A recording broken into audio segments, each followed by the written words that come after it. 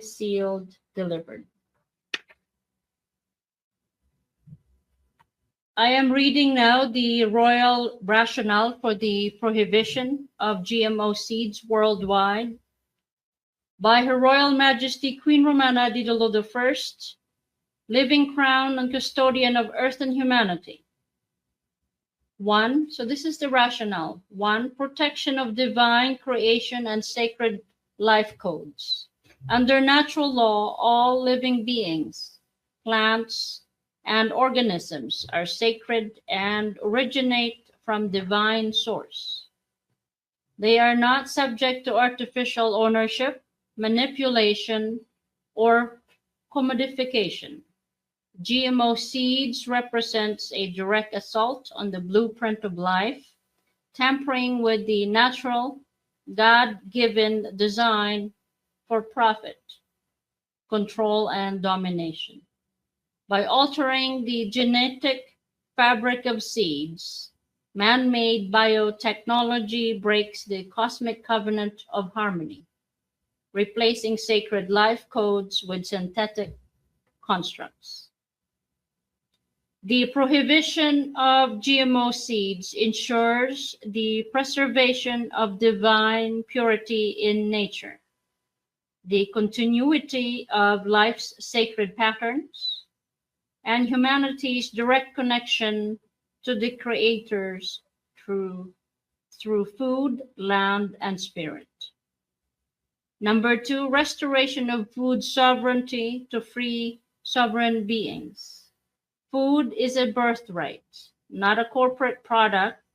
Natural law affirms that every free sovereign being is entitled to plant, grow, and harvest freely from unaltered sources. GMO seed systems, through patent sterile seeds and dependency on agrochemical inputs, enslave farmers, disempower nations, and turn essential nourishment into a mechanism of economic and political control. This decree reestablishes food freedom and sovereign nourishment as unalienable rights, ending corporate ownership of nature and placing seed heritage back into the hands of communities. Number 3, protection of human health and biological integrity.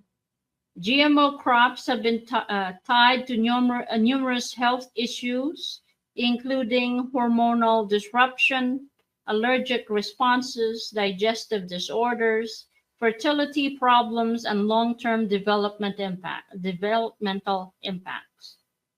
Yet these technologies have been forced upon populations without transparent testing, without informed consent, and without accountability. This constitutes a direct violation of natural law principle of do no harm and the sanctity of bodily autonomy. The decree protects the health of all free sovereign beings by eliminating the invisible threats embedded in the industrial food system. Number 4, safeguarding the natural environment and future generations. GMO crops are inseparable from toxic chemical regimes, glyphosate, dicamba, etc., which destroy soil biologically, poison waterways, and eradicate pollinators. Additionally, genetic contamination of wild and heirloom species threaten biodiversity and endangers global food security. Natural law mandates stewardship and reverence of the earth, not exploitation. The royal decree fulfills the sacred duty to defend the land, heal ecosystems, and ensure that future generations inherit a fertile and uncontaminated earth. Number 5, defense against global corporate tyranny and warfare. The spread of GMO seeds is not a neutral scientific advancement. It is a tool of global domination by a small group of biotech companies, for example, Bayer, Monsanto, Syngenta, DuPont, and Corteva. These entities engage in patenting life, suing farmers, subsidizing local agriculture, monopolizing the world's food supply. This is a silent form of biological warfare wherein control over life itself becomes a mechanism for subjugation. The royal decree permanently dismantles this global threat and returns the power of life back to the people. Number 6, reclaiming ancestral wisdom and sacred agricultural heritage. For thousands of years, indigenous and traditional peoples have preserved sacred seed varieties and practiced regenerative farming aligned with Earth's rhythm. GMO technologies desecrate this legacy and accelerate the erasure of ancestral wisdom.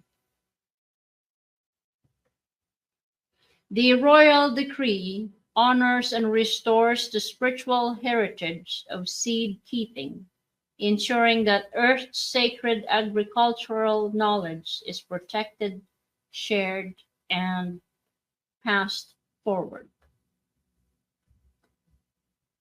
Section 7, or number 7, affirmation of natural law over man-made law.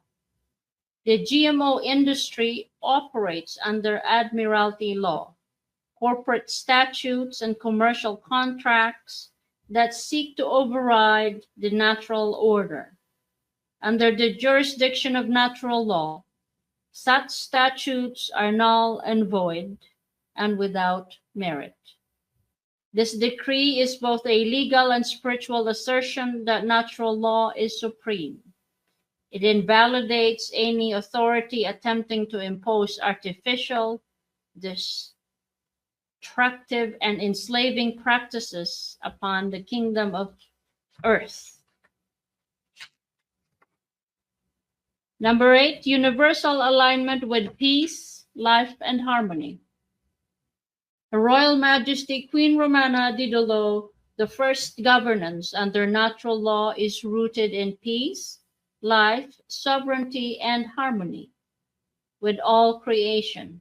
GMO seeds are in total contradiction to these values, perpetuating war on the soil, food, spirit, and body. This decree realigns global agriculture with the original frequency of life, pure, uncorrupted, and abundant, as it was always meant to be. Therefore, let it be known, this decree is sacred and lawful act of restoration, protection, and liberation, not only of seeds, but all life upon earth. It upholds the highest duty of a sovereign queen to safeguard creation and defend the natural inheritance of all free beings. Issued in the eternal light of natural law by Her Royal Majesty Queen Romana Didulo I, living crown, custodian of earth and humanity, Queen and Commander-in-Chief of the Kingdom of Canada and the world under natural law. This royal decree is effective immediately. Signed today, Divinus Amor 25/0035, July 18, 2025. The royal decree